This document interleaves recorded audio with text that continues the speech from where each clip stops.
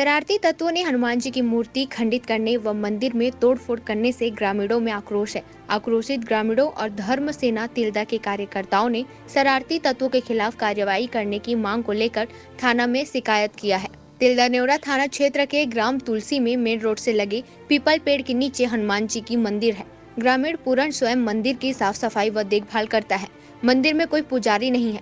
शनिवार रात्रि को मंदिर में पूजा अर्चना कर द्वार बंद कर दिया गया था। रविवार सुबह जब पूजन करने गए तब हनुमान जी की मूर्ति खंडित मिली। इतना ही नहीं, ग्रामीणों ने मंदिर में रखा सामान अस्त व्यस्त पाया।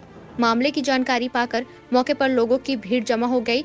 ग्रामीणों ने अज्ञात शरारती तत्वों के खिलाफ कार्रवाई करने की मांग को लेकर मंदिर परिसर में हंगामा किया। सरपंच गुलाब यदु की समझाइश के बाद ग्रामीण शांत हुए। सड़क के दूसरी तरफ एक दुकान में सीसीटीवी लगा हुआ है जिसमें मंदिर पूर्ण रूप से दिखाई देता है, उसे खंगाला जा रहा है। तिल्दा नेवरा से अजय नेताम की रिपोर्ट।